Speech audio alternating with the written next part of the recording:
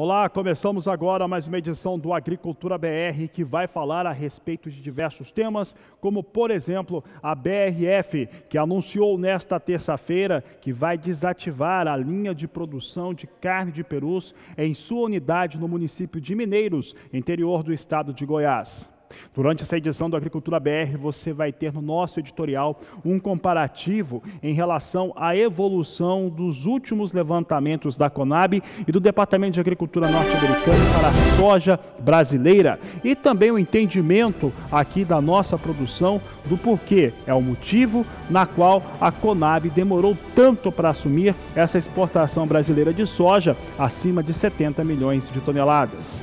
Durante a edição da Agricultura BR, vou falar bastante sobre café e as condições, os valores pagos e por que teve um volume tão baixo embarcado durante o mês de maio, de acordo com o Secafé. Tem mercado físico, mercado futuro e previsão do tempo. Começa agora o Agricultura BR.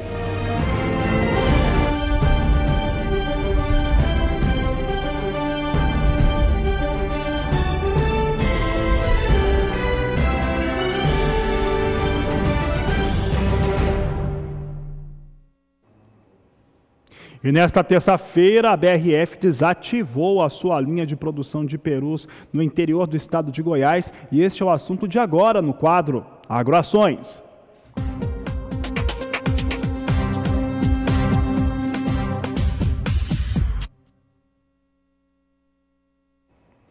O tema é esse mesmo, a BRF é o destaque do Agroações de hoje por conta da desativação de uma unidade, uma linha de produção de carne de perus que tinha no município de Mineiros, no interior do estado de Goiás. Uma linha que foi muito importante, inclusive, para o desenvolvimento desse município e também de toda a região e que traz um impacto razoável para o setor.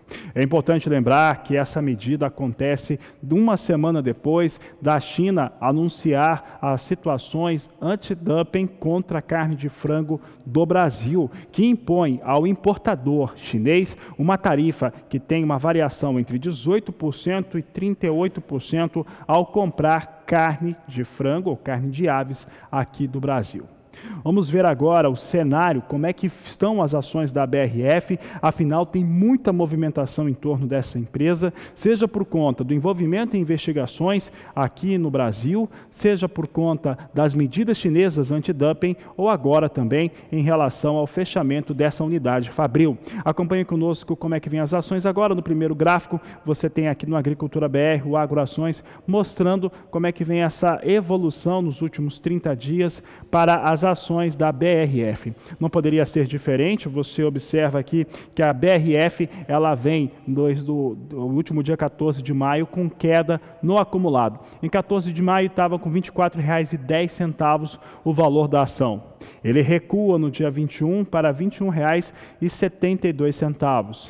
Tem novo registro de queda. No dia 28 de maio, encerrando o último mês, recua a R$ 21,62. Em 5 de junho, cai para R$ 20,89. Nesse último dia 12, mantinha o valor de R$ 20,89, valor das ações da BRF, negociado sobre a sigla BRFS3, que vamos saber como é que estão agora, ao vivo, na Bolsa de São Paulo. É o que a Agricultura BR destaca agora, como é que vem as ações dessa importante empresa brasileira. Veja que perde o piso, está perdendo o piso de R$ 20 o valor da ação da BRF, a queda forte, a queda expressiva. Você acompanha ao vivo aqui no Agricultura BR. Cai 4,45%. É isso mesmo, recua 4,45% em um único dia. Valor das ações da BRF neste momento a R$ 19,96, queda expressiva nesta quarta-feira. Durante toda a nossa programação, nas edições do Agricultura BR, você vai ter mais informações a respeito dessa empresa que traz um impacto muito grande quando falamos da cadeia produtiva da carne de frango do Brasil.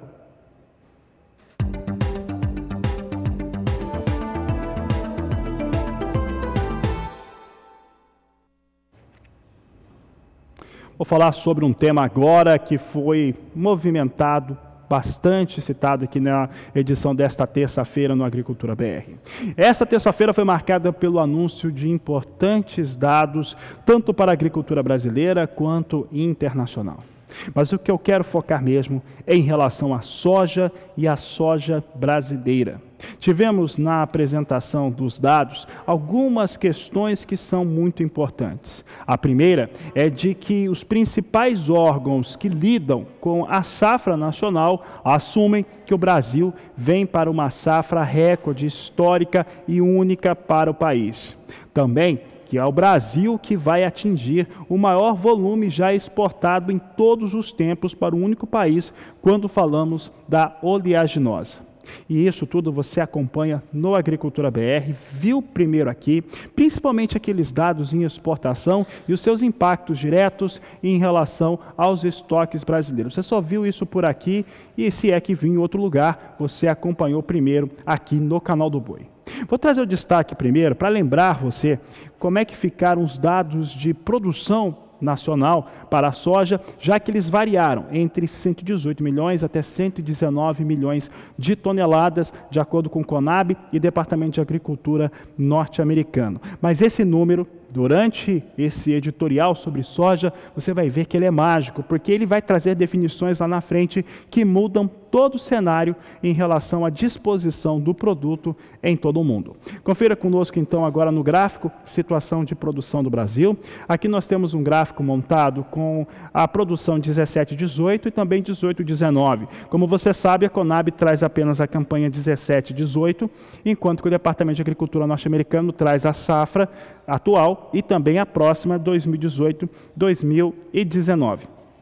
Você tem aqui uma produção que fica numa estabilidade, né? A Conab joga para 118, o Departamento de Agricultura norte-americano sobe esse volume para 119 milhões de toneladas. A questão aqui, que eu acho que talvez seja muito importante para o produtor rural, são as outras variáveis. Uma vez que você sabe que houve um ajuste em relação a esse número de produção em torno daquilo que será vendido e também consumido internamente. O que eu quero dizer com isso? Que temos um arroxo que você vai ver durante, de novo, você vai rever essa situação expressa aqui na Agricultura BR, há um arroxo em relação ao abastecimento brasileiro, mesmo com duas safras recordes. A questão são as outras variáveis, principalmente o dólar. A moeda norte-americana tem sido fundamental quando o tema é o planejamento de comercialização, seja na venda do produto pronto, seja na aquisição de insumos para a produção. Então, a questão agora está dentro da fazenda e como que o produtor tem administrado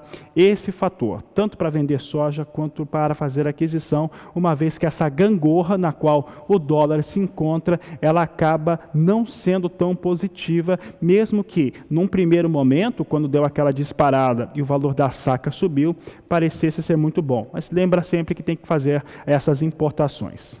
Mas o tema que eu mais gosto de falar a respeito desses levantamentos é em relação à exportação brasileira. Exportação brasileira de soja, já há bastante tempo, todos os órgãos que existem em relação a levantamentos oficiais, principalmente o Departamento de Agricultura norte-americano, e as principais consultorias do mundo, como a FCA Stone, mostravam que o Brasil vai vender muita soja, acima de 70 milhões de toneladas. Entretanto, a Conab ela só assume esse número depois de ter confirmado uma safra recorde no Brasil, em 118 milhões de toneladas.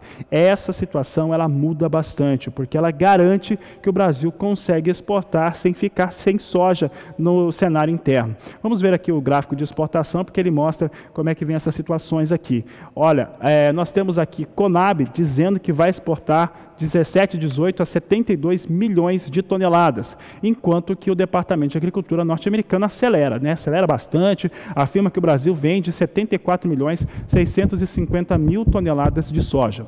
Para a campanha 18-19, num primeiro momento, se afirma que serão 72 milhões 950 mil toneladas de soja a serem comercializadas pelo Brasil, serem fornecidas, exportadas pelas tradings que operam no país. Esses dados são extremamente relevantes, porque no entendimento da Agricultura BR, a Conab só afirma que vai ter esse número depois da garantia, né, de campo que nós temos uma produção acima de 118 milhões de toneladas. Por que isso é tão importante? Porque se não tivesse, imagina se a Conab há um mês ou há 60 dias, já estivesse falando que tem uma exportação de 70 milhões de toneladas.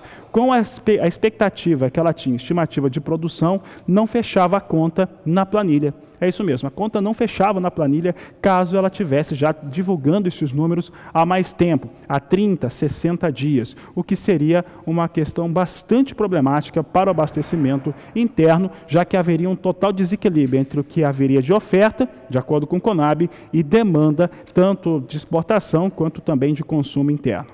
Vamos ver então como é que ficam esses cenários, porque a questão do estoque, ela é a mais importante que nós temos nesse relatório. Você viu primeiro aqui no Agricultura BR e nós vamos destacando essa situação aqui. É o menor estoque dos últimos 7 anos, é a pior situação de arroxo que se tem aqui no Brasil, e nós trazemos aqui uma consideração muito importante. Temporada 11/12 com 447.900 toneladas. Temporada 12/13 teve 740 mil, 13/14, 1.550.000, 14/15, 920 mil toneladas, a 15/16 com 1.480.000, 16/17 com 1.600.000 toneladas da oleaginosa.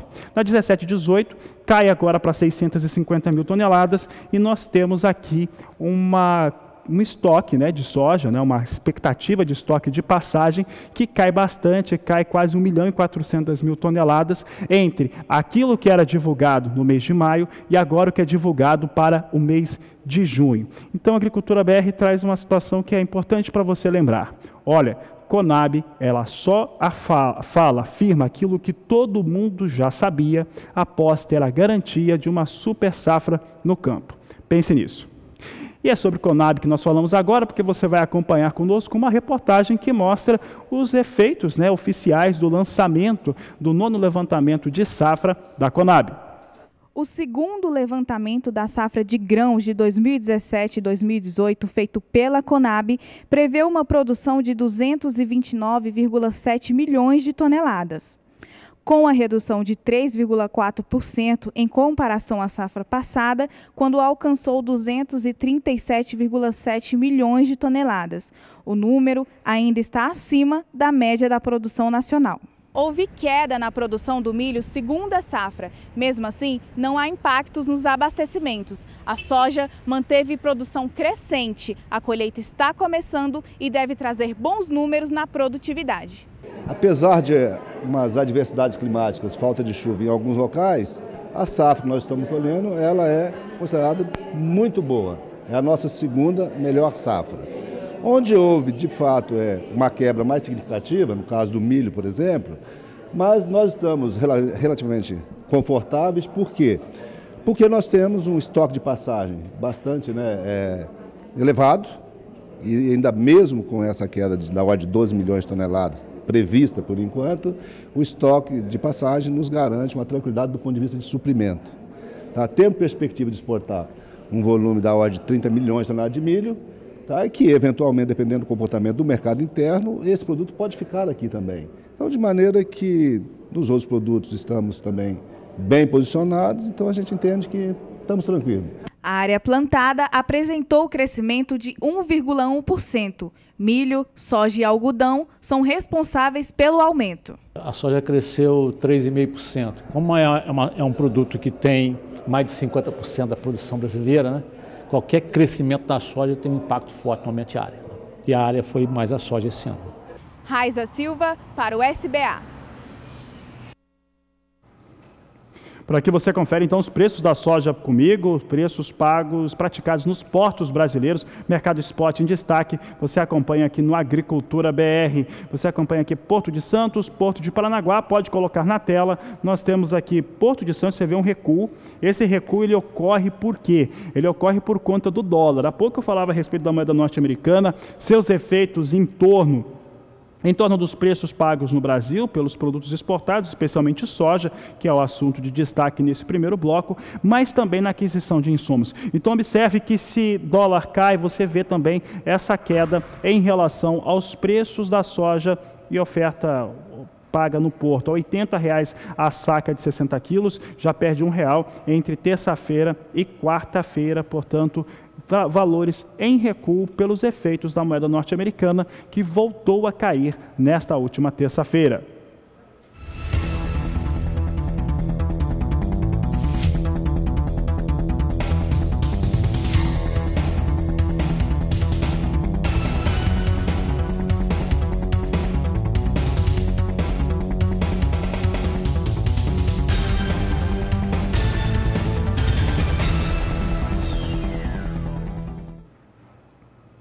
E a Argentina deve importar, durante essa campanha 2017-2018, 3.350.000 toneladas de soja para garantir a atividade de esmagamento interno. Um dos fatores importantes que o produtor rural aqui no Brasil tem que estar realmente atento, fica por conta da Argentina ser o maior exportador, o maior player do mundo, quando falamos da produção e exportação de óleo e também farelo de soja. Então, para garantir as suas atividades fabris, a Argentina importa e importa muito para o nível desse país. Vamos ver na tela como é que vem a situação da Argentina. Você tem aqui o quadro de oferta e demanda para a campanha 17-18, na visão do Departamento de Agricultura norte-americano. É uma produção de 37 milhões de toneladas, é uma produção quebrada para a Argentina, importação de 3.350.000, exportação de 3.500.000 toneladas. Como na Argentina, a maior parte dos órgãos, como a Bolsa de Cereais de Buenos Aires, a Bolsa de Rosário, já dão um claro indicativo de uma quebra ainda maior, com 34, 35 milhões de toneladas, é muito possível que os próximos relatórios do Departamento de Agricultura norte-americano venham a revisar esses dados, uma vez que eles são bastante elevados quando falamos a respeito da Argentina, que teve essa situação de quebra bastante expressiva por conta de fatores climáticos que impactaram as áreas de produção do país, trazendo perdas para as áreas de milho, mas principalmente para as áreas de soja. Para se ter uma ideia, 3.350.000 toneladas representa para a Argentina cerca de 13,8% de toda a soja que eles têm para fazerem o processo de esmagamento. Eu continuo falando a respeito de soja agora, mas agora soja nos Estados Unidos, porque na manhã desta quarta-feira, o Departamento de Agricultura norte-americano confirmou vendas avulsas da oleaginosa. Foram 177.000 toneladas comercializadas, com entrega para a campanha 17-18 e na 18-19 também. Você vai visualizar comigo agora na tela como é que ficou a divisão. Você tem aqui um total de 177.000 toneladas, 5.000 toneladas apenas ainda com entrega na 17-18, enquanto que a 18-19 ficou com 172.000 toneladas, de acordo com o Departamento de Agricultura norte-americano, que foi informado por exportadores privados.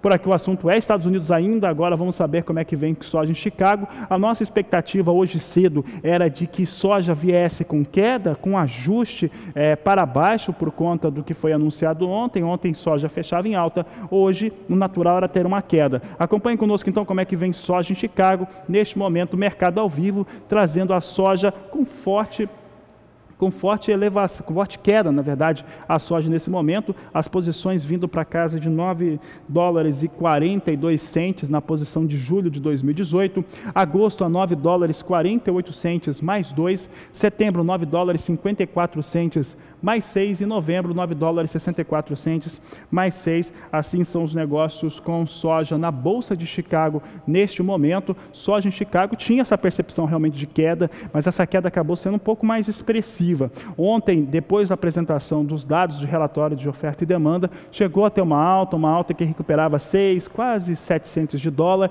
acabou fechando com elevação no campo positivo, mas muito próximo à estabilidade, e hoje soja volta a sentir os impactos de um ótimo desenvolvimento de campo da lavoura norte-americana, que chega a 93% da sua área de cultivo.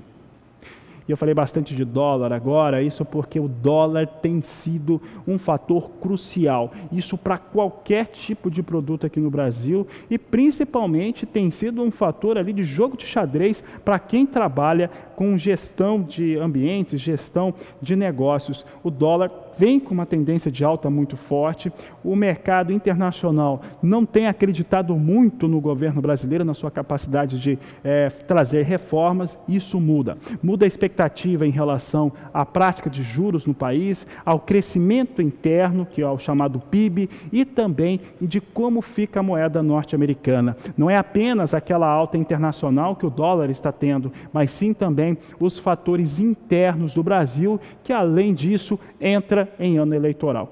Vamos ver então como é que vem o dólar. Dólar comercial tem tido a atuação do Banco Central Brasileiro para aquisição de moeda, principalmente através de swap tradicional. Você tem aqui o swap atuando hoje, mas traz a moeda norte-americana apenas para uma realidade de estabilidade no momento. Dólar vem sendo vendido agora a R$ 3,70, com uma queda de 0,09%, que traz o dólar apenas para a estabilidade em relação ao fechamento de ontem, é menos de 1 centavo de queda, ainda assim, dólar vem em viés negativo.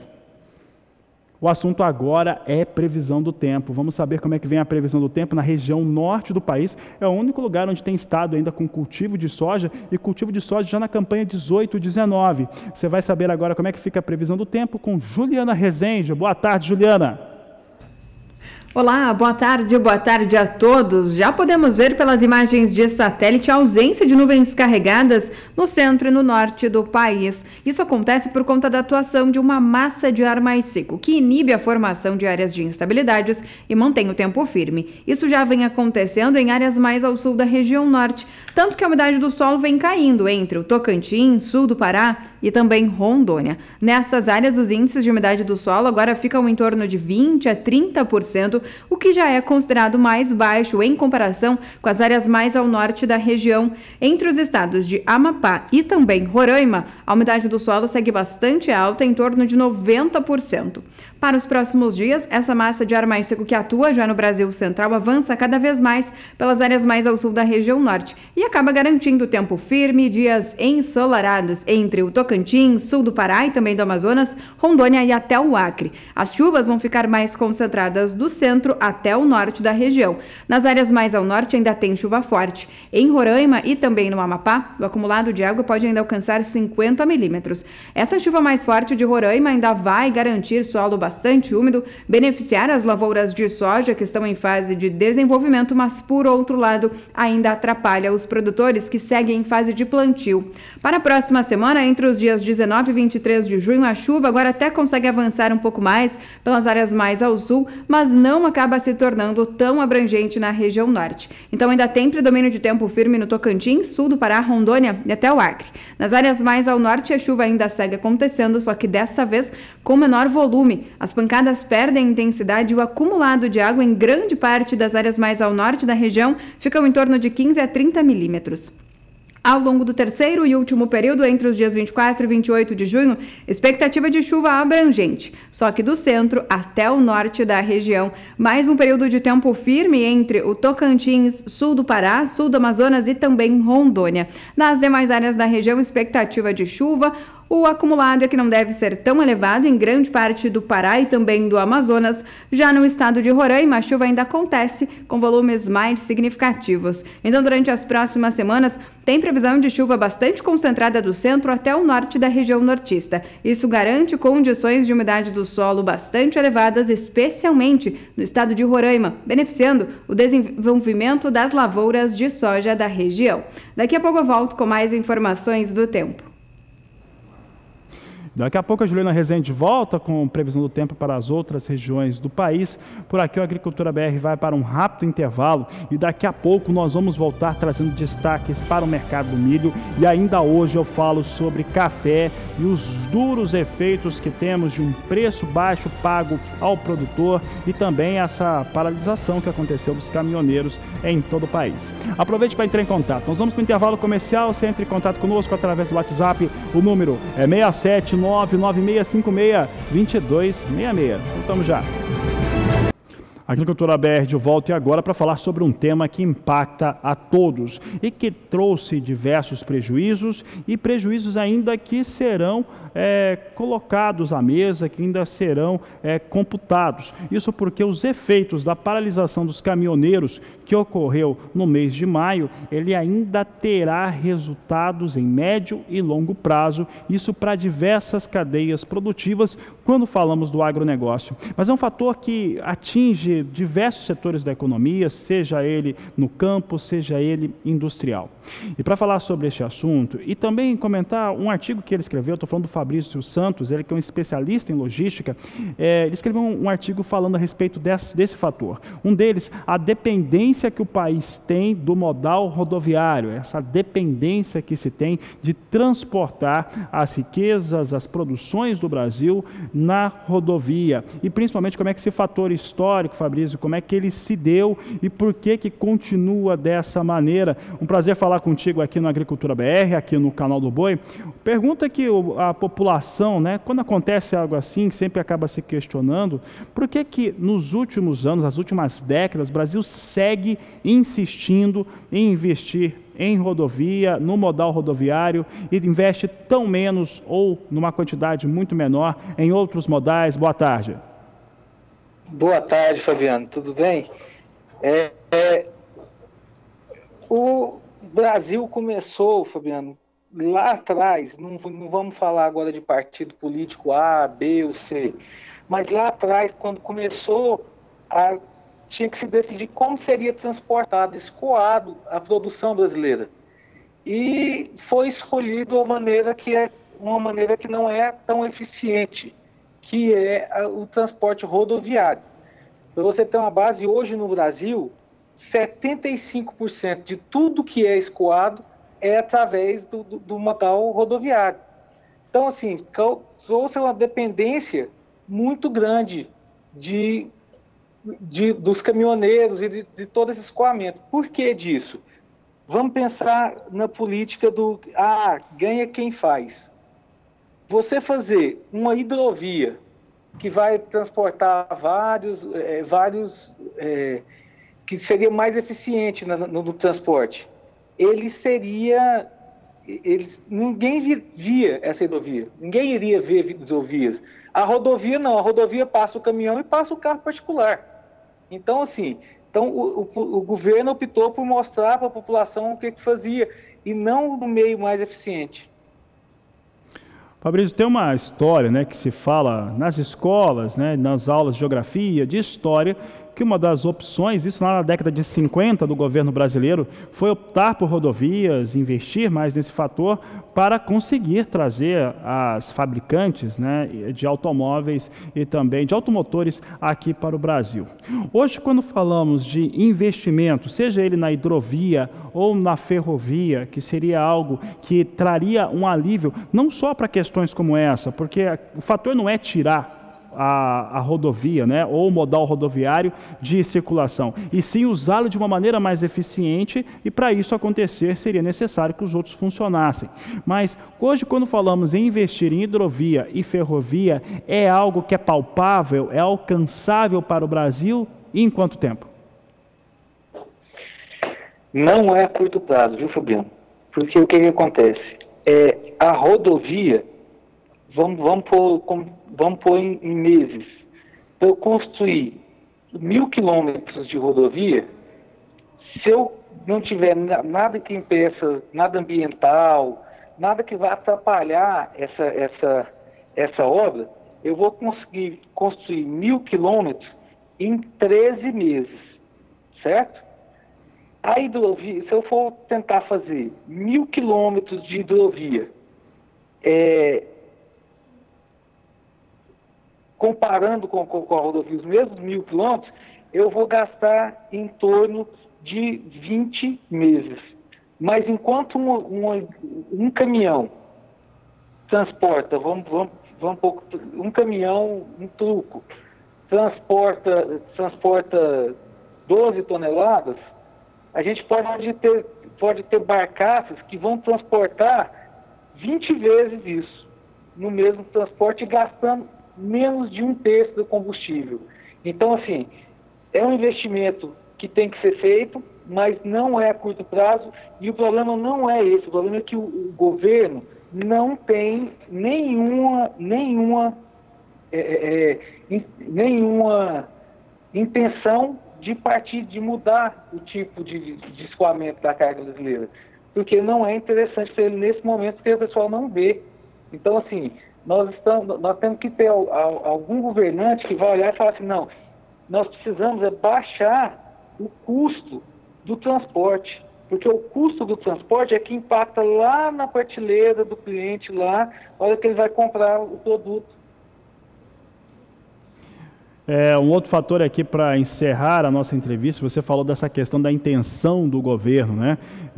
Porque a população não vê. Nós tivemos pelo menos 2 presidentes, né, que tiveram, aí falando, é uma história recente, Fernando Henrique no primeiro governo e Lula no primeiro governo, que tinham ali uma situação de disposição, de publicidade, né, do público, grande público, suficiente para conseguir fazer essa ação. Acho que caímos aqui a nossa conversa, nosso estabelecimento de entrevista com o Fabrício, ele que é especialista em logística, falava a respeito da hidrovia, dos investimentos que seriam necessários e por que isso não acontece em curto prazo. O Fabrício Santos não vai conseguir voltar agora, mas em resumo ele diz o seguinte: o governo não tem plano. O governo não tem plano. Fabrício, acho que está aqui conosco de volta. Fabrício, eu dizia o seguinte, nós tivemos 2 presidentes, o Fernando Henrique no primeiro governo e o Lula no primeiro governo, que tinham popularidade suficiente para encarar uma situação como essa. E depois, nos outros governos deles mesmos e outros presidentes que tivemos, nenhum teve condições de fazer, né, pensando nesse fator de popularidade. Pode-se dizer que não há um plano técnico, um plano de desenvolvimento em relação à logística brasileira, principalmente quando você sai da hidrovia e também da ferrovia. O pessoal está tentando restabelecer com o Fabrício. Daqui a pouco eu vou fazer esse questionamento com ele, mas esse fator é muito importante. Não há um plano. O Brasil tem uma logística extremamente cara. Nos bancos de universidade, o que se fala quando falamos de modal rodoviária é que o interessante é você transportar em rodovia até 400 quilômetros. Melhor ainda se forem 300. No Brasil, você sabe que as carretas, os caminhões atravessam o país inteiro. A realidade da Argentina é totalmente diferente da nossa, é um país menor, mas que consegue fazer tudo isso por ferrovias. Lá nos Estados Unidos, que é um país muito parecido em dimensão com o Brasil, se faz por hidrovia e lá os fatores são para desenvolvimento. Lá não tem aquele fator de ficar parando com as licenças ambientais. Já que eu falava a respeito deste fator de logística, temos a questão do tabelamento de frete, que para muitas instituições que já se manifestaram e dizem que se tiver tabelamento vão entrar com ação na justiça, isso é um tipo de chantagem que existe para elevar os preços e tirar a livre concorrência. De qualquer maneira, o governo colocou mais uma proposta, retirou a proposta e você vai saber como é que anda essa situação agora na reportagem. A audiência pública foi mais uma oportunidade de discutir a polêmica. Entidades e associações ligadas ao agronegócio defendem o não tabelamento de preços dos fretes. Para o setor produtivo é complicado, porque nós estamos com um passivo. Nós continuamos trabalhando, continuamos pagando, mas teoricamente existe um passivo aí, né, com os transportadores. Então, por isso que a gente defende a não existência de uma tabela. A tabela não funciona porque sempre existirão caminhoneiros que vão cobrar valores abaixo da tabela porque ele quer ganhar determinados fretes. E segundo, como o governo publicou uma tabela cujos valores são muito elevados, você tem produtos, principalmente aqueles de baixo valor agregado, que se inviabilizaram. Lideranças dos caminhoneiros também participaram da audiência. Apesar de haver divergências entre as associações, a categoria diz que está disposta a reduzir alguns fretes em até 10% em relação à tabela vigente, que foi a primeira proposta pelo governo em 30 de maio para acabar com a greve. Os caminhoneiros não conseguem cumprir seus compromissos em dia, começando pelas parcelas dos financiamentos dos caminhões, né, dos veículos, e a partir disso começa a ir passando adiante, né, como a manutenção, como o recapeamento ou a substituição de pneus de péssima qualidade. Antes da audiência, durante almoço da Frente Parlamentar da Agropecuária, parlamentares discutiram a possibilidade de haver uma tabela, mas apenas de referência, sem imposições. Que nós precisamos ajudar o caminhoneiro autônomo, todo mundo sabe. Que é preciso previsibilidade no preço, todo mundo sabe. Agora, tabela, preço mínimo, é uma coisa que não vai se chegar a um consenso nunca.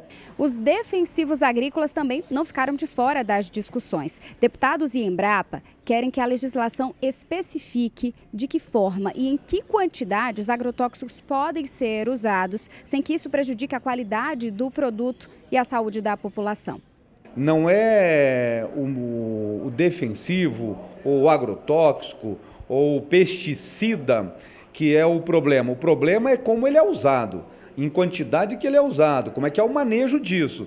É como se utiliza um medicamento, em que dosagem ele é usado. Criando estas regras, nós teremos aí algo que vai fazer com que nós garantimos a produção em um país tropical como é o Brasil. São produtos regulados que precisam passar por uma regulação, né, por a questão tanto da eficiência agronômica quanto da questão da saúde humana e do meio ambiente, mas nós precisamos ter mecanismos corretos e adequados para fazer isso. A análise de risco é esse mecanismo que é utilizado internacionalmente. A bancada ruralista acredita que o projeto dos defensivos deve ser votado ainda este mês. Catarina Martorelli para o SBA.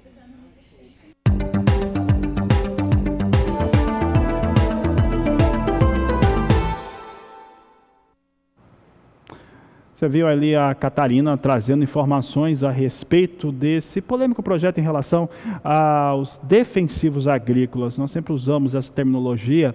Você viu ali o pessoal comentando inseticida, pesticida, agrotóxico. São todos eles defensivos agrícolas. Os defensivos agrícolas, eles são fundamentais quando falamos a respeito de produção. É muito possível que, se não tivesse defensivo agrícola administrado de maneira correta, que boa parte da população sequer teria como se alimentar.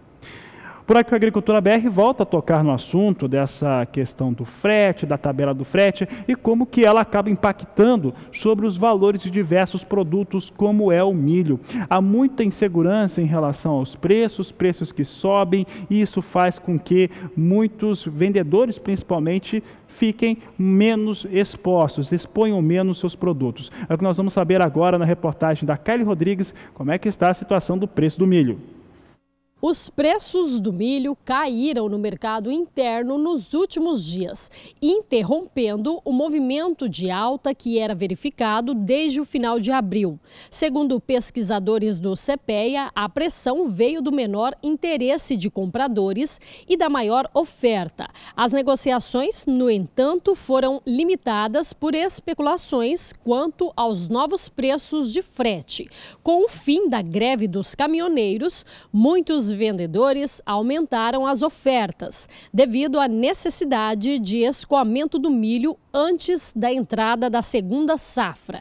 Aqueles que iniciaram aos poucos a colheita da segunda safra, no entanto, estão retraídos, incertos quanto à produtividade. Demandantes, por sua vez, trabalham com cereal adquirido em semanas anteriores. Mas alguns precisaram refazer seus estoques, o que, por sua vez, limitou o movimento de queda dos preços. Kylie Rodrigues para o SBA.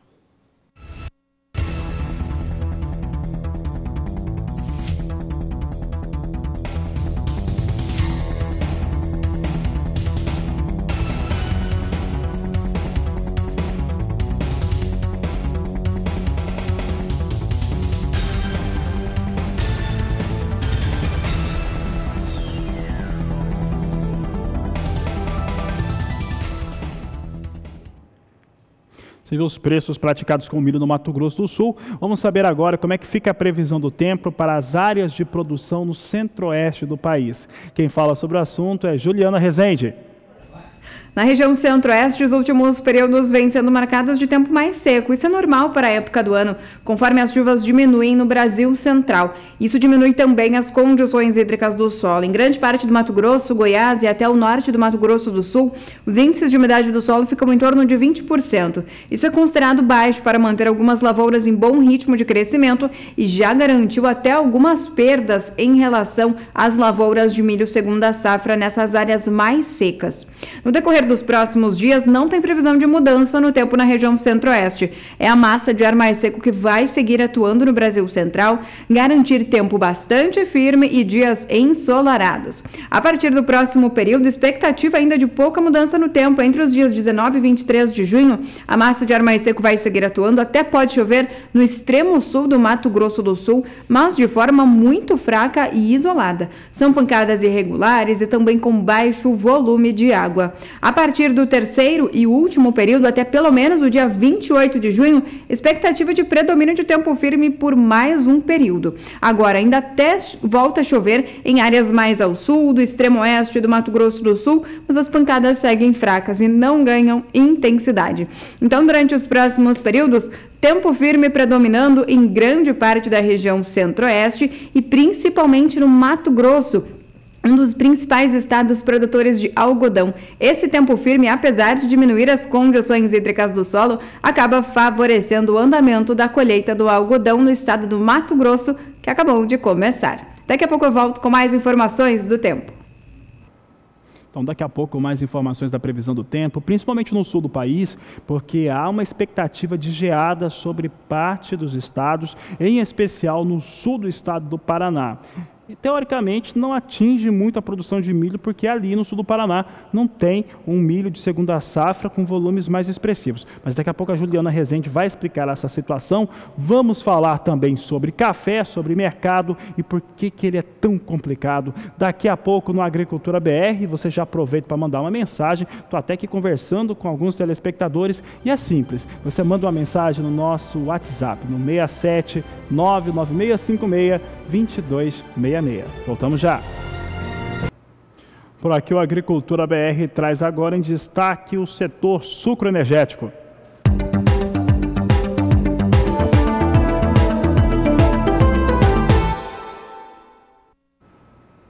O setor é o sucroenergético, mas eu não vou falar nem da produção e nem do mercado. Eu vou falar muito mais a respeito desse efeito que se tem, cascata, e que vai seguir por um bom tempo da paralisação dos caminhoneiros. Nessa edição da Agricultura BR, você já viu que não há expectativa de mudança em curto prazo, não há força nem interesse das forças oficiais, que é o governo, em mudar essa situação, principalmente no investimento em novos efeitos modais, como, por exemplo, hidrovia e ferrovia no Brasil, até porque em curto prazo não se faz, apesar de se ter perspectivas de chegar em algum lugar. De qualquer maneira, a situação não muda nem em médio prazo. O Brasil vai passando e vai continuar enfrentando esse tipo de situação por um bom tempo. Tem a questão da tabela de preços, tem o que isso vai acarretar em termos de custo para toda a produção nacional, seja ela agrícola, seja ela industrial. E o setor sucroenergético foi bastante afetado. É o que nós vamos agora acompanhar na reportagem de Gustavo D'Angelo, que fala um pouco a respeito desses números. 1,2 bilhão de reais. Esse foi o prejuízo causado pela greve dos caminhoneiros ao setor sucroenergético, de acordo com a União da Indústria de Cana-de-Açúcar, a Única. Segundo a entidade, a indústria deixou de processar cerca de 13 milhões de toneladas de cana na segunda quinzena de maio, devido à suspensão das operações por falta de diesel e outros insumos à produção. Com isso, a quantidade de matéria-prima processada atingiu 32 milhões e 380 mil toneladas, que corresponde à perda média de 4,5 dias de moagem. Outro fator que preocupa o ciclo 2018-2019 são os possíveis impactos causados por canaviais envelhecidos e um extenso período de seca, observado entre os meses de março e maio. Neste caso, o estado de São Paulo foi o mais afetado pelas adversidades climáticas e concentra cerca de 60% da oferta de cana no Centro-Sul. Ainda segundo a análise da Única, se essa condição desfavorável para o desenvolvimento da planta se mantiver, a disponibilidade de cana ficará comprometida no último terço da safra. Gustavo D'Angelo para o SBA.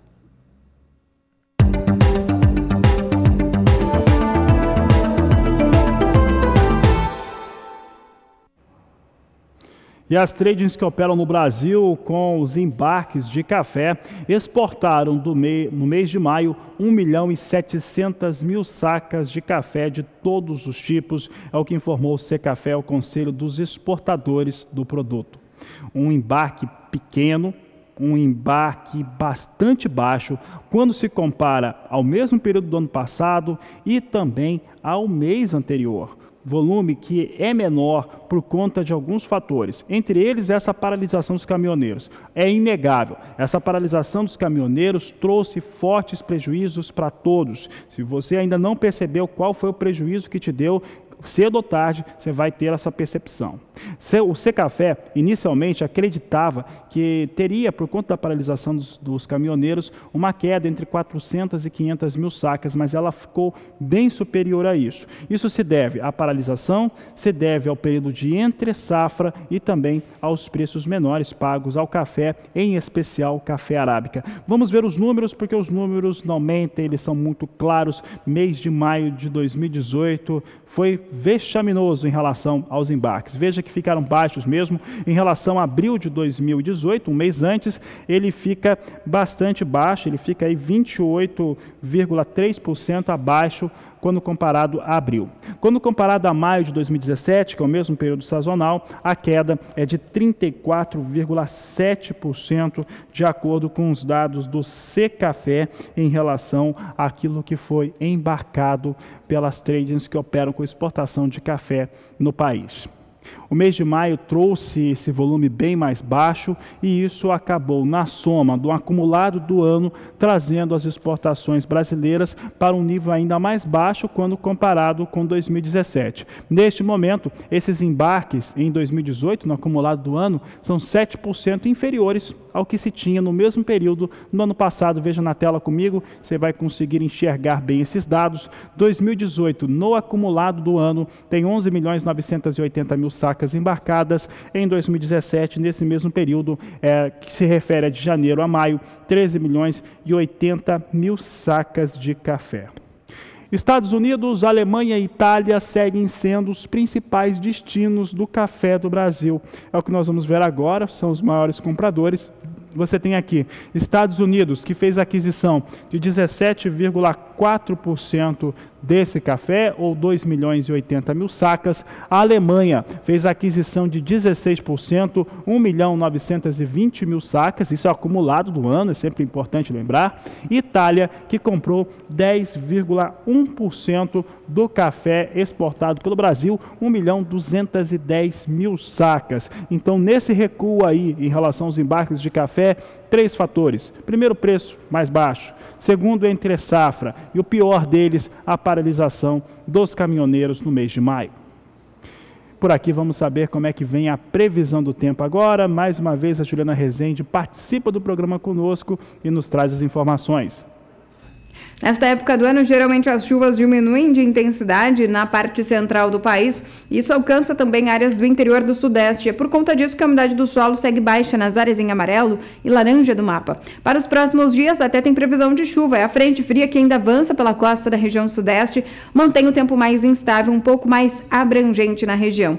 Grande parte do estado de São Paulo ainda tem previsão de chuva, as áreas mais ao sul e leste do estado de Minas Gerais e ainda toda a faixa litorânea da região Sudeste.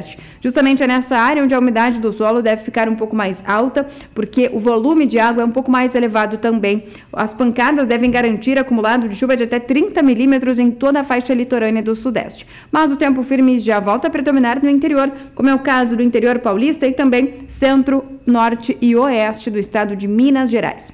Durante o próximo período, entre os dias 19 e 23 de junho, o tempo firme já volta a predominar em grande parte do interior do Sudeste. Isso porque as áreas de instabilidade se afastam da região e o tempo firme volta a garantir solo mais seco em grande parte do interior paulista e interior mineiro. As pancadas de chuva ainda podem acontecer em todas as áreas litorâneas da região. Durante o terceiro e último período, entre os dias 24 e 28 de junho, expectativa de tempo bastante seco em grande parte do interior paulista e também interior mineiro. Pancadas de chuva ainda podem seguir acontecendo nas áreas litorâneas do Sudeste. Então, durante os próximos períodos, expectativa de tempo bastante seco no interior da região Sudeste, principalmente em áreas produtoras de café. Esse tempo mais seco acaba garantindo cenário bastante otimista para os produtores da região, que vão seguir avançando com as atividades de colheita em grande parte da região Sudeste. Daqui a pouco eu volto com mais informações do tempo. Obrigado, Juliana. Por aqui nós vamos saber agora como é que vem os negócios com café na Bolsa de Nova York. Acompanhem conosco. Nova York, que é um dos principais motivos que eu apontava há pouco em relação aos embarques mais modestos no Brasil, essa pressão negativa do investidor internacional, investidor americano, investidor alemão principalmente. Veja só, posição de julho vem a $1,16 mais 75 a libra peso. Setembro, $1,18 mais 95 por libra peso. Dezembro vem com queda, todas as posições de curto prazo estão em queda. Dezembro vem a $1,22 mais 45 por libra peso. E março, $1,25 mais 90 por libra peso. São os negócios com café arábica na Bolsa de Referência, Bolsa de Nova York.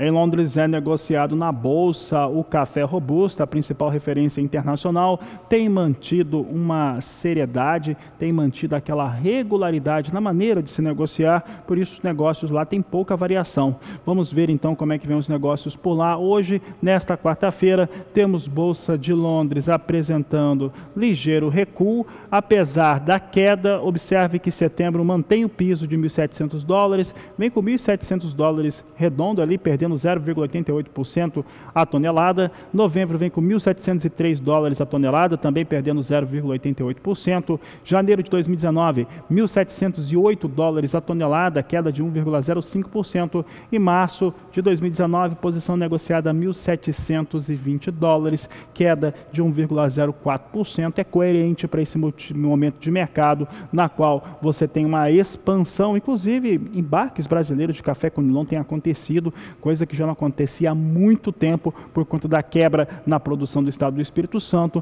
Tem ainda a boa safra do Vietnã, que é o maior produtor de cafés desta variedade. E o Agricultura BR vai para um rápido intervalo comercial. Daqui a pouco nós voltamos com muito mais informações para você. Aproveite para entrar em contato. Você tem o nosso contato de WhatsApp. O número é 67996562266. Voltamos já. Chuvas, estragos e 21 cidades em estado de alerta no Rio Grande do Sul. Situação por lá é grave e a repórter Annelise Nicolodi nos fala um pouco sobre como está o Rio Grande do Sul neste momento, depois de vários estragos causados pelo clima. O temporal que atingiu o Rio Grande do Sul na segunda e terça-feira provocou estragos em quase 1.000 residências, principalmente na região norte do estado. Árvores foram arrancadas pela raiz e estruturas metálicas vieram abaixo. Em algumas propriedades rurais, galpões, carros e até máquinas agrícolas foram danificados. Pelo menos 21 cidades foram atingidas, informou a Defesa Civil. Os 2 óbitos ocorreram nos municípios de Ciríaco e Sarandi, ambos no norte do estado. Na RS 463, entre Coxilha e Tapejara, 3 carretas que transitavam pela via foram arremessadas e tombaram na rodovia. Dá uma olhada essa noite aqui no Rio Grande do Sul, os caminhões tombados com o vento. Um dos veículos chegou a ser arrastado para dentro de uma lavoura. Olha ali, ó, o vento, onde é que levou o caminhão ontem à noite? 10 metros na estrada aqui, ó. Moradores acreditam que um tornado tenha atingido a região. Nesse primeiro momento nós iniciamos a distribuição de lona para minimizar os problemas decorrentes da falta de telhado ou de telhas quebradas. Estamos fazendo o levantamento total dos prejuízos para que a gente já possa encaminhar a necessidade de reposição de recursos dos municípios que foram afetados. Da mesma forma, dizer que esses fenômenos que aconteceram, infelizmente, eles foram extremamente crônicos na região norte, onde inclusive nós tivemos 2 óbitos e alguns feridos, que é um fato muito triste nesse momento, onde essas residências elas foram totalmente destruídas, que vieram a causar o óbito. Importante dizer que a previsão do tempo para os próximos dias, ele determina que não haverá chuva que a temperatura irá baixar, portanto, a necessidade de a gente intensificar a nossa campanha do agasalho para poder atender as famílias que foram afetadas aí com esse evento climatológico, para que a gente possa minimizar o sofrimento delas. A solidariedade do povo gaúcho já foi demonstrada em diversos momentos e ela se faz necessária nessa ocorrência atual. O volume de chuva também foi intenso. Em Porto Alegre passou de 74 milímetros, o que corresponde a mais da metade da média do mês. O governador José Ivo Sartori convocou uma reunião no Palácio Piratini para avaliar as consequências dos temporais no estado. Os alertas foram feitos antes, mas isso às vezes não resolve a situação. E também porque a Defesa Civil organizada nas diversas regiões procurou desde o dia de ontem já estar preparada para atender imediatamente todos os municípios. Em alguns com mais dificuldade, outros com menos dificuldade, mas tanto a Brigada Militar como as outras organizações estão juntos com a Defesa Civil, apoiando justamente essas atitudes. Por outro lado, nessa situação emergencial como um todo, é preciso a integração de todos os organismos do governo, no sentido de viabilizar o atendimento melhor possível. Material já foi encaminhado ainda na noite de ontem, alguns com alguma dificuldade até por ônibus, para atender justamente o lonamento das casas ou outras situações. Situação gravíssima e a população do Rio Grande do Sul, o gaúcho sofre com essa condição. Nós temos um estado, um governo de estado lá no Rio Grande do Sul que passa por uma dificuldade enorme. Não vou entrar no mérito do porquê que chegou a essa situação, mas o fato é que é gravíssima a situação e isso afeta toda a população gaúcha. É necessário ter ali um alinhamento de esforços para fazer com que esses efeitos eles sejam o menor possível sendo atingidos sobre a população. Não estou nem falando dos prejuízos materiais, dos prejuízos no campo, estou falando das pessoas. As pessoas estão sofrendo no Rio Grande do Sul. Vamos saber agora como é que fica a previsão do tempo lá. A previsão é geral para a região sul do país, mas eu quero saber principalmente dessa condição aí de previsão com a Juliana Rezende para o Rio Grande do Sul, como é que fica a partir de agora e se vai ter geada também no estado do Paraná. Havia uma expectativa de geada no sul. Juliana, como é que fica o sul do país? Os últimos dias foram marcados por tempo bastante instável no sul do país. Foi a passagem de uma frente fria que trouxe chuvas fortes, ventos intensos e até queda de granizo. Isso garantiu para manter as condições hídricas do solo mais altas. Tanto que em grande parte do sul do país a umidade do solo passa de 90% e segue mantendo as lavouras com bom ritmo de crescimento. Para os próximos dias, o tempo firme já volta a predominar. As áreas de instabilidades então se afastam e uma massa de ar mais seco passa a atuar em grande parte da região sul. No Paraná, até pode chover, só que são instabilidades fracas e também muito mal distribuídas. Durante este período é o frio que vai ganhar intensidade. As temperaturas mínimas, principalmente na Serra dos Três Estados, pode ficar próxima de 0 grau ao amanhecer e isso garante risco para geada. No interior gaúcho também tem previsão de bastante frio, tanto que a mínima fica próxima de 2 graus no início do dia no interior gaúcho e isso também garante risco para geada no interior gaúcho. A partir da próxima semana, o tempo já muda, já volta a chover nos 3 estados da região sul. O Rio Grande do Sul recebe as pancadas de chuva ainda mais significativas, enquanto que no norte paranaense, o tempo firme ainda vai seguir predominando. Durante este período, o frio já perde intensidade, o dia deve começar com mínimas de 8 a 10 graus nos 3 estados e já não tem mais risco para geada. Então, durante os próximos períodos, tem risco ainda para geada, especialmente no Rio Grande do Sul. Grande parte do estado ainda pode ter temperaturas muito baixas que garantem risco para a ocorrência de geada. Isso deve acabar garantindo perdas principalmente para os pastos das áreas mais altas da região sul. É onde tem risco para a geada mais forte por conta da queda mais acentuada nas temperaturas.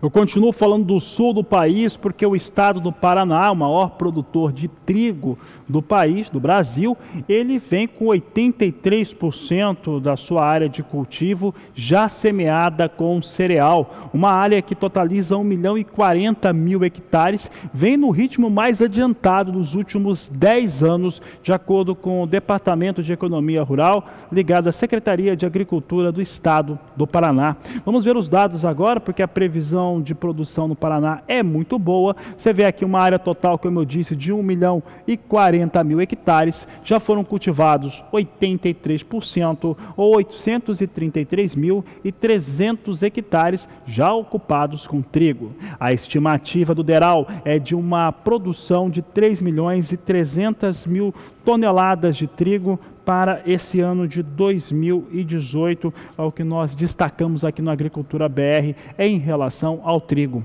Vamos saber agora como é que fica então, como é que estão as cotações do trigo no estado do Paraná. Destaque da Agricultura BR.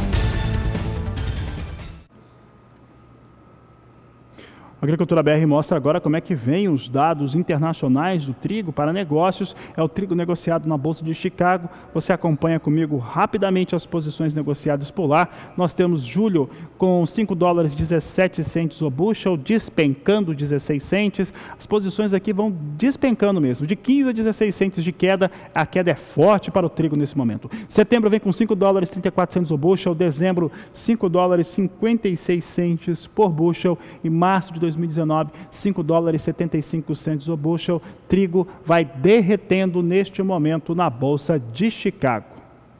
E o assunto por aqui agora é arroz.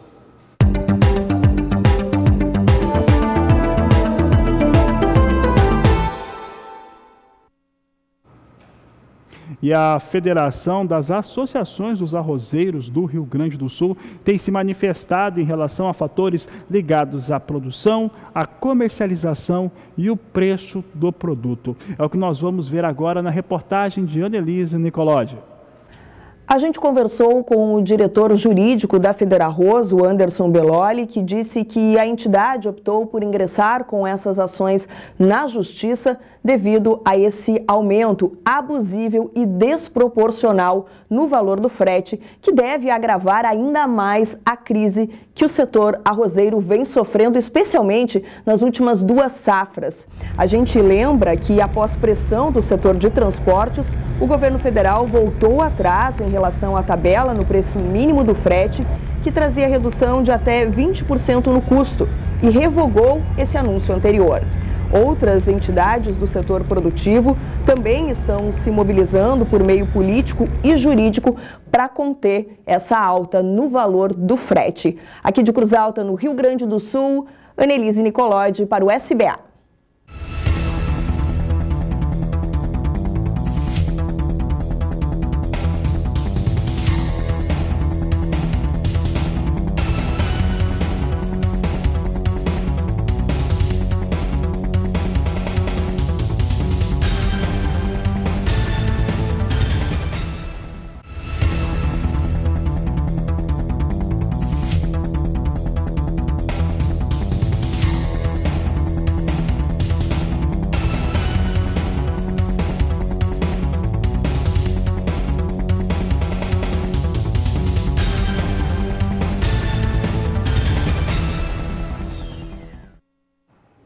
E o Agricultura BR vai para um rápido intervalo comercial. Daqui a pouco voltamos com as últimas informações dessa edição e também tudo que você precisa saber sobre o mercado da soja. Voltamos já.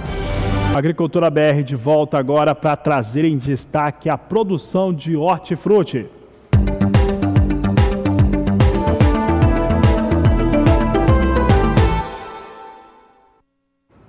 E no interior do estado de São Paulo, as condições climáticas têm sido decisivas para a boa produção de alface. É o que nos fala agora o repórter Gustavo D'Angelo. Em algumas cidades do chamado Cinturão Verde de São Paulo, como Ibiúna e Mogi das Cruzes, os agricultores já comemoram os resultados da produção de alface. De acordo com o CPEA, as temperaturas mais amenas e o clima mais seco favoreceram a produção da hortaliça na primeira quinzena de maio. O clima fez a oferta aumentar. Agora, a expectativa é de que as cotações continuem favoráveis para uma boa safra. Com a aproximação do inverno, a produção tende a ser melhor. Além disso, o consumo diminui quando as temperaturas estão mais baixas, fazendo com que as cotações fiquem menores nos próximos meses. A alface se desenvolve melhor em temperaturas amenas e poucas chuvas. A previsão ao longo do mês de junho é de umidade no Cinturão Verde, a princípio sem risco de geada. Se confirmada, o clima deve ser bastante favorável para a produção de alface. Gustavo D'Angelo para o SBA. E por aqui o Agricultura BR fala agora a respeito de previsão do tempo para uma importante região produtora de frutas e também de hortifruti lá no nordeste do país. Quem fala sobre o assunto é Juliana Rezende. O tempo seco vem predominando em grande parte do interior do Nordeste, por conta disso vem mantendo o solo também bastante seco. As condições hídricas do solo da região já apresentam apenas 10% de umidade nas áreas em laranja. Para os próximos dias, o tempo pouco vai mudar, então ainda tem predomínio de tempo firme no interior, nas áreas litorâneas, instabilidades frequentes, na faixa leste a chuva é bem mais fraca. Nas áreas mais ao norte, chuva um pouco mais significativa e também com maior volume de água. No norte do Maranhão pode chover em torno de 30 milímetros. A partir da próxima semana, entre os dias 19 e 23 de junho, expectativa de chuva ainda em grande parte das áreas costeiras. Do Maranhão até a Paraíba, a chuva ganha um pouco mais de intensidade nas áreas litorâneas e o volume de água segue em torno de 30 milímetros. Agora, no interior, mais um período de tempo bastante seco e quente. Durante o terceiro e último período, entre os dias 24 e 28 de junho, expectativa ainda de chuvas abrangentes em toda a costa da região nordeste, enquanto que no interior a massa de ar mais seco vai seguir atuando e garantir os próximos dias ensolarados e também com temperaturas mais altas. Então, durante os próximos períodos, expectativa de tempo firme no interior e pancadas de chuvas frequentes nas áreas litorâneas. Isso deve seguir mantendo a umidade do solo mais alta, tanto na faixa norte como também na faixa leste, beneficiando os canaviais que estão em fase de crescimento na região. Hoje eu encerro por aqui a minha participação. Até mais!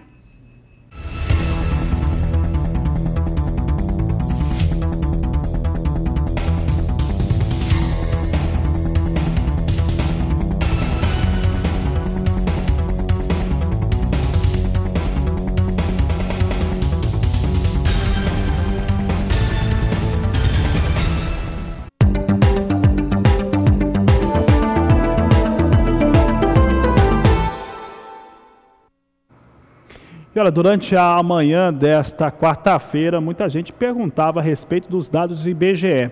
O Agricultura BR mostrou nesta terça-feira os números para café, principalmente. Tem outras culturas que nós vamos trabalhar aí com a nossa equipe durante a próxima semana. Mas o pessoal perguntava muito a respeito da previsão para a soja, porque é a principal cultura do Brasil. Eu lembro, então, que o IBGE trouxe, o Instituto Brasileiro de Geografia e Estatística, trouxe uma previsão de 115 milhões e 800 mil toneladas de produção de soja no país. Abaixo, portanto, da Conab, que previu 118 milhões de toneladas. O que acontece? Metodologia é diferente. Também a maneira como se chega ao campo, bastante diferente. Tem muito produtor rural que fala, comenta assim, mas eu nunca recebi um recenseador de tal instituição ou de outra instituição.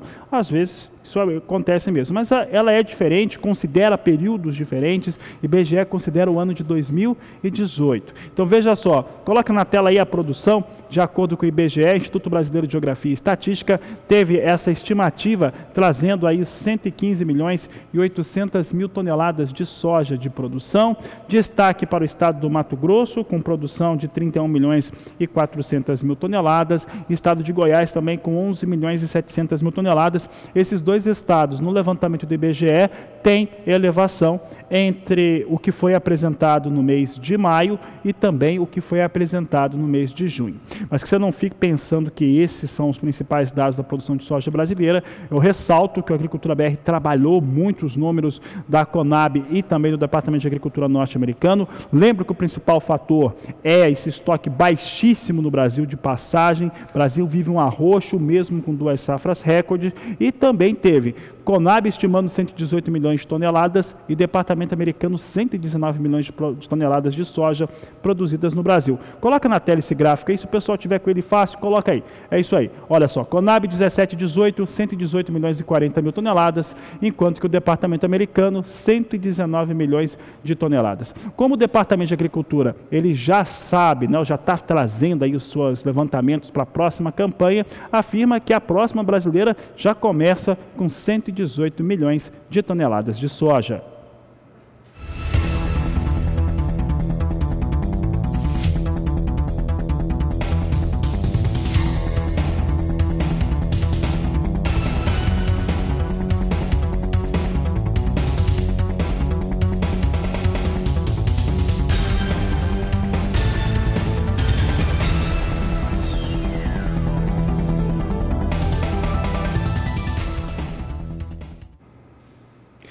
Agricultura BR nos momentos finais, hoje soja despencava. Havia uma expectativa antes da abertura dos negócios por lá de que teria uma correção, que viria em queda, mas essa queda veio forte, vinham perdendo 16 centes de dólar na abertura dessa edição do Agricultura BR. Você confere comigo agora como é que vem as posições de curto prazo sendo negociadas. Você tem aí Chicago mostrando a seguinte situação, de queda expressiva, um pouco menor agora, recua de 12 a 13 centes de dólar. Julho vem a 9 dólares e 40 centes o bushel, agosto 9 dólares e 46 centes por bushel, setembro 9 dólares e 52 centes, novembro 9 dólares e 62 centes por bushel. Assim vem os negócios com soja na Bolsa de Chicago. Quem caía também era o dólar comercial aqui no Brasil, mas caía pouco, ficava muito próximo à estabilidade. Coloca na tela que queremos saber como é que vem o dólar comercial. Eu estou dizendo que o dólar é o fator fundamental hoje de equilíbrio entre qualquer coisa no Brasil, e é mesmo. Dólar se vinha na abertura com ligeira queda, agora vem com ligeira alta. R$ 3,71, elevação de 0,71%. Neste momento, 0,11% neste momento, portanto, dólar com ligeira alta, mantendo o valor de R$ 3,71. Com essas informações, essa edição da Agricultura BR fica por aqui. Eu desejo a todos uma ótima tarde. Lembro que volto às 17h20, porque este é o Agricultura BR. A inteligência e a transparência do agronegócio sempre com você. A todos uma excelente tarde e até mais.